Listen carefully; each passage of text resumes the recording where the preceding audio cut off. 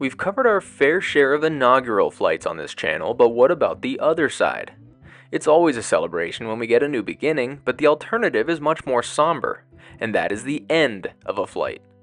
Today we explore not just the end of a flight, aircraft, or route, but an airline. The fifth oldest airline in the world has just flown its last flight, and we were there for the bittersweet celebration. We're in Paris, where we'll fly Czech Airlines back to their hub in Prague. We'll explore the journey of this one last flight and discuss what led to this, the airline's history, and what happens when airlines go away. Most importantly, we'll close out the video with the heartfelt goodbyes from our excellent purser and captain and the send-off we received upon arrival. Use the timestamps to find what you're looking for. Now welcome to Paris. Czech Airlines uses Terminal 2D in Paris. From the main train station, it's a short walk to the check-in desks, and 2B and D share this corridor, and the best way I can describe it is that it just gets the scraps, the airlines that don't seem to fit anywhere else. Some are just not in an alliance, like JetBlue or Air Algérie, and others have smaller operations here in Paris. Czech Airlines seems to have been here as far back as I can see, despite being a part of the SkyTeam alliance since 2000. They have 2 daily flights out of Paris, and my inbound flight arrived early, so this was the queue for the first flight. But even still, there was people queuing an hour before the desk even opened, and cameras were out. I got myself checked in and then took a little hunt to see what Czech Airlines branding was still around that will no doubt be removed soon. But we had one last run with this stuff out in the terminal before it's gone for good. The security queue here is between 2B and 2D, and at this time of day it's actually not that bad, only taking about 5 minutes to clear and then on to the terminal. But also, it's a great place to enjoy some of the classic Charles de Gaulle architecture. Once through, there's a duty-free, but then a central shopping hub with almost all the restaurants and shops.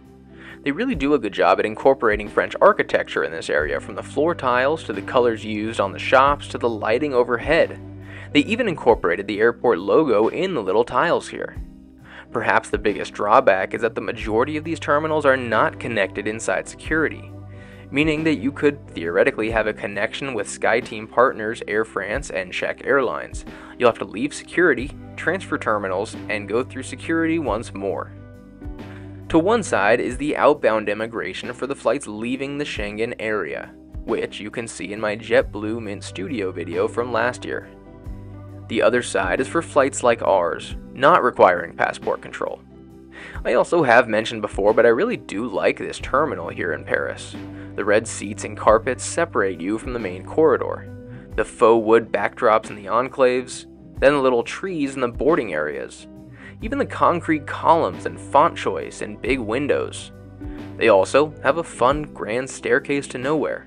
The ceiling's just a little messy, so as long as you don't look up, it's a good looking place to be. Back in the hub, however, we find the lounge.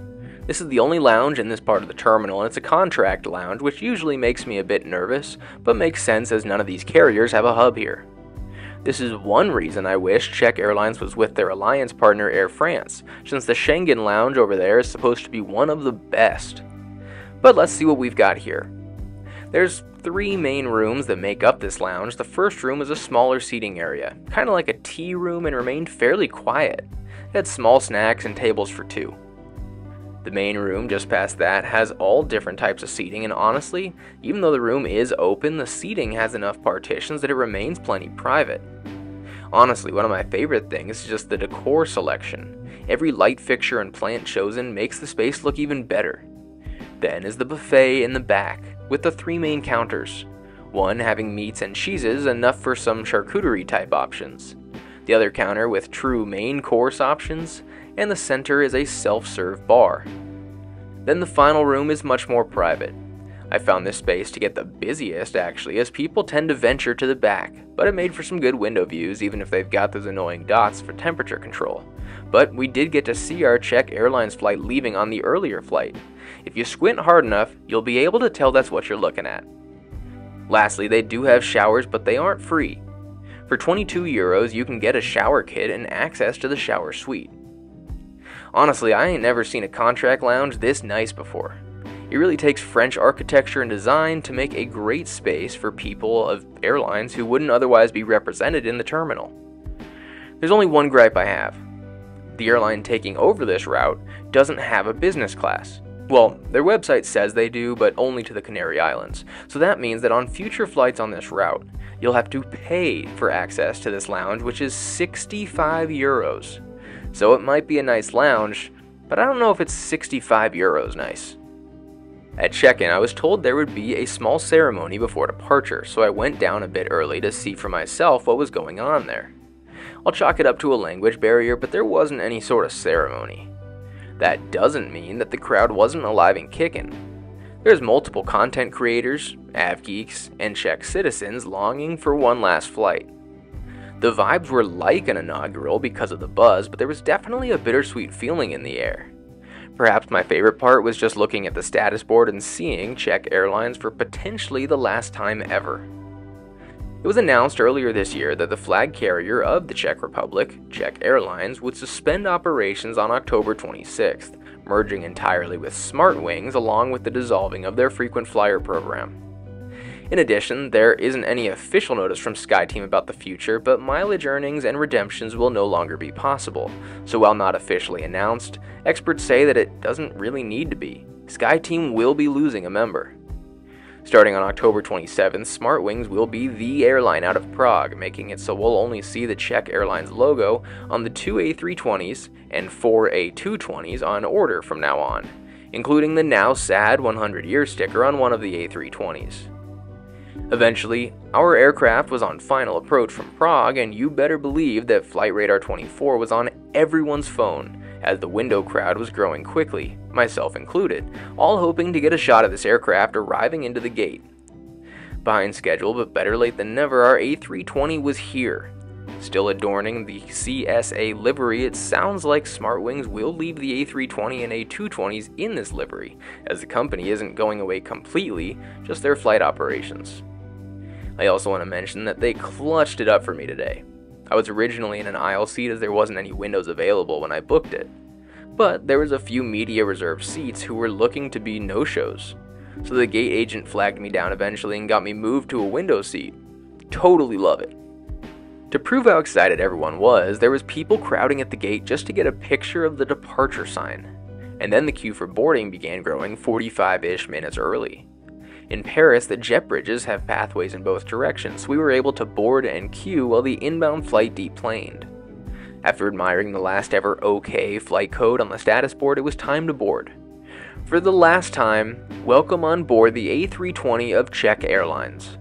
My ticket is for business class, and if you know European air travel, you'll know that European business class isn't anything to write home about. Basically, the exact same seats as economy, but they don't book the middle seats. I appreciated the decorative flap on the headrest, although there isn't really a headrest, and the seat had most of its cushion lost, so there was a metal bar in my back on the flight. Because there's no middle seat, you have domain over both armrests, which also houses the recline feature, which is minimal, but it's only an hour flight. The seatback has a hard pocket with literature co-branded with Czech and Smartwings, although there isn't a soft pocket like usual, so it's a bit tougher to store your stuff here. The tray table is your standard economy looking table, and then a window and a half per row, which were totally fogged up. There's storage under the seat for bags, but since it can get tight, the perk of business class is having that middle seat to place your things and spread out. And as a bonus, check out those vents and the champagne, which came in a glass that was also co-branded with Czech Airlines and Smartwings. We aren't here for the seat though, we're here for the experience. Although considering Smartwings is likely to leave the cabin largely untouched, there's a solid chance we continue seeing this product. So who the heck is Smartwings? Well, in 1997 they started as travel service, offering charter flights with all 737s other than their first aircraft, which was a Tupolev. In 2004, they launched Smartwings as a low-cost carrier for the Czech Republic, drawing investors from Icelandair and China. They originally had planned for 787s in what seemed to be a Norse-type model, but have since abandoned that for the 737 MAX. Travel Service transferred all their branding to Smartwings in 2017 once they began the acquisition of Czech Airlines, in order to streamline as one main brand. At the moment, they're currently Czech's largest carrier, with 40% of the seats out of the country, and Czech Airlines, the literal flag carrier, falls below Ryanair, Wizz Air, Eurowings, EasyJet. As a matter of fact, Czech Airlines has the 12th most available seats out of its home country. This was a crazy downgrade as they were second place behind Smartwings before COVID. Since the pandemic, Smartwings had a 60% increase in passengers, and Czech Airlines saw a 92% decrease. The one thing I can't really find is how the Czech people feel about Smartwings taking over the Czech Airlines brand. So if there's any Czech citizens or frequent flyers watching, let me know down below.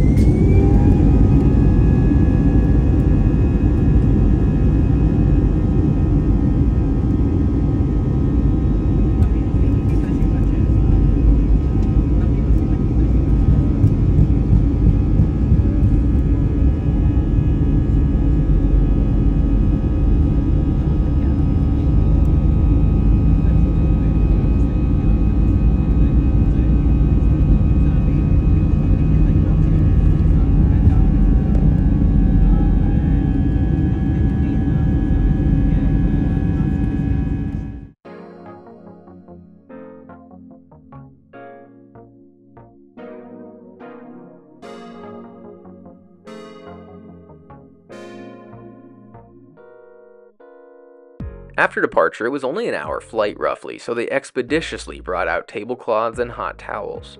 But I was also surprised to see menus. Economy only got food if they pre-ordered, it sounded like, but looking at our menu, there's only the one option, which is fine considering on a flight of this length in the US, even in business class, you'll get a soft drink and maybe a bag of chips if you're lucky. Honestly, there's long-haul flights that don't deliver food of this quality, I feel like. The starter was ham and cheese pinwheels with a cheese and olive skewer. There was a mixed green salad with pumpkin and pepitas. This came with a main course of smoked duck breast with mashed potatoes, sauerkraut, green beans, and onions. And honestly, it might be one of the better meals I've had on an airplane. If we pretend we had a longer flight where they could avoid the quick one-tray service and brought it piece by piece instead, I'd guess we'd be giving it one of the highest marks in Europe. It's just a bonus that we got a Czech-made Pilsner and the branded silverware, but only on the spoons. It makes me wonder if any of this will be continued under the Smartwings brand. Honestly, the plane is as basic as can be, from the cabin to the lavatories, and the obvious lack of entertainment and charging outlets. It limits the perks. But that wasn't why we were here. The plane was hopping, y'all. People were up and walking around. People were talking. They were sharing food with friends. It definitely wasn't your normal flight. People were here for the party and to remember Czech Airlines. But it honestly makes me wonder how many people ended up on this flight by chance. Just like I wonder typically with inaugurals. As a matter of fact, as I was deplaning and recording, a guy walked past me and asked what the heck was going on. He had no clue that he was on the final flight of Czech Airways, and only booked it as a connection through Paris. The only mark against the vibe is that it would have been awesome to get some sort of souvenir like you get with an inaugural flight, even just a certificate saying that you were on the last flight of Czech Airlines. Some sort of memento for the passengers and even the crew to keep with them to remember the flight. Airlines do go away, and it sucks when they do as part of the aviation industry dies with them. It's even stranger when a flag carrier ceases operation though. Now a country doesn't necessarily need a flag carrier, as a flag carrier typically just gets priority from the governing bodies for things like preferential slots, routes, and fares. But there are plenty of countries that don't have a flag carrier: Guatemala, Ghana, Uruguay, lots of small European countries, and many others, plus the United States. Just in the last 50 years, we've lost other major flag carriers as well, like Alitalia, Mexicana, Swissair, Sabena, Varig, and Olympic Airlines. Some countries have filled the void left by the once giant carriers, and others have found another way around it. The biggest thing is that they let you know they're going out of business, like how Czech Airlines gave us a 6 months heads up. This doesn't always happen, however. Just look at WOW Air, Monarch Air, or Primera Air, for example, which closed without notice. So what happens then? Well, the priority is getting people home, which can take time depending on the scale. WOW Air, for example, had a sizable long-haul network when it died. When Monarch Airlines shut down, over 100,000 people were stranded, which left the UK government to charter over 30 aircraft and spend over $75 million to get people home. WOW Air had a tougher time, as the Iceland government was tasked with repatriation flights, offering whatever flights they could but leaving many people to book a last-minute ticket on their own. It also causes rival airlines to step up, like Norwegian and Ryanair, offering severe discounts or relief fares to those affected by WOW's closure. So at least that didn't happen with Czech.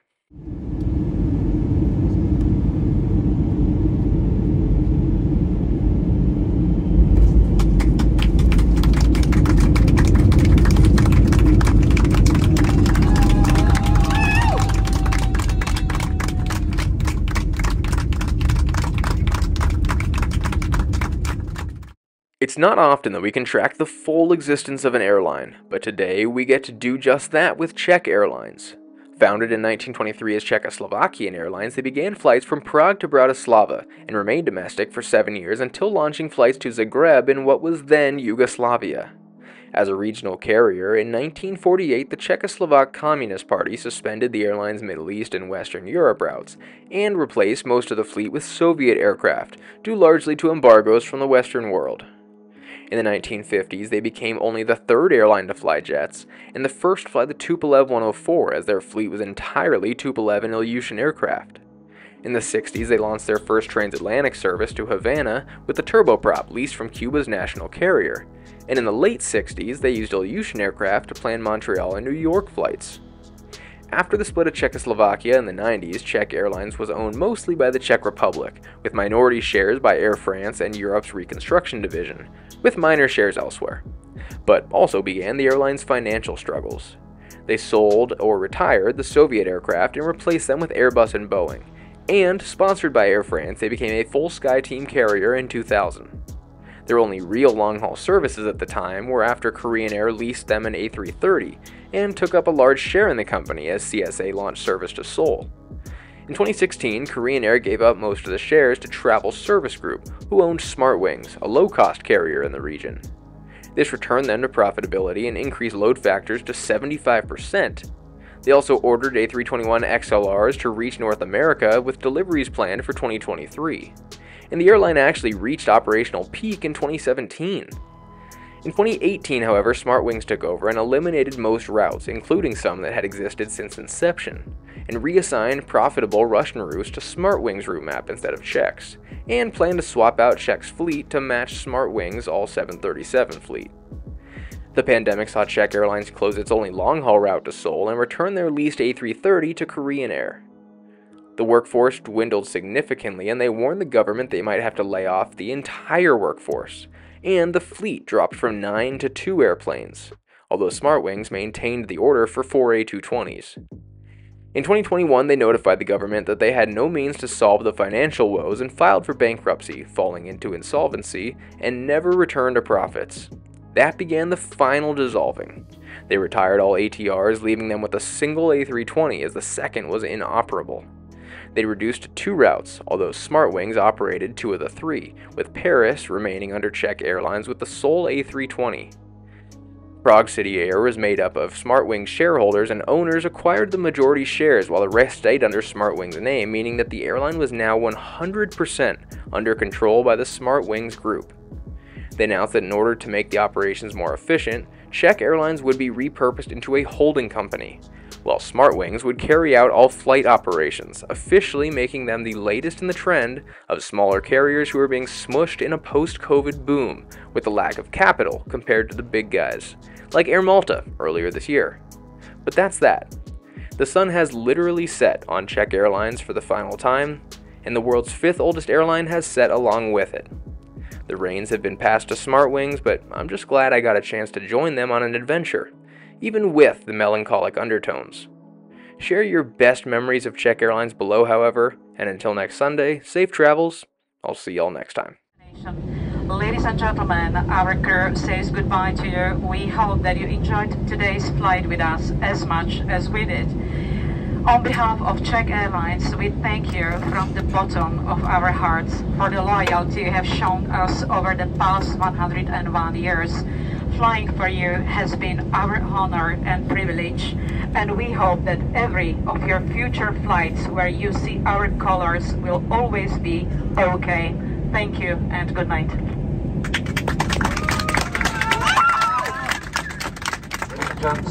Ladies and gentlemen, this is Captain.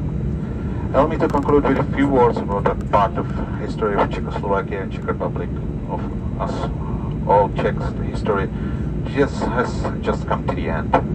Today, after almost 101 years, the last flight of Czech Airlines landed here at airport in Prague. And on behalf of all current and former employees of Czech Airlines, I would like to thank you, our passengers, for always trusting us and boarding our planes with a sense of security and safety, which we provided to you with pride and love. In the turbulent 20th century, Czech Airlines was able to survive all the historical epochs and twists that the Czech Republic and Slovakia went through, starting the difficult beginnings of the air transport in the 20s and 30s, surviving period of occupation, socialism in the wild 90s, and subsequent difficult period characterized mainly by the fight against terrorism and global pandemic. Unfortunately, history and tradition were overpowered by the decision of the company's owners to terminate the company operating license and thus the actual termination of operations under OK brand to the date. It was set duty for us to close this era, and I personally take away from this day the only strengthening of my belief in how important it is for people in this country to learn from their own history so they do not repeat the mistakes they have made. Thank you very much for flying Czech Airlines today, and I wish you a peaceful evening. Bye-bye.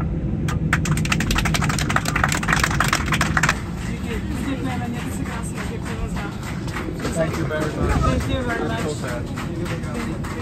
Thanks a lot. And we were so happy. Thank you very much. Thank you. Thank you. Thank you guys so much. Thank you. Nice to meet you.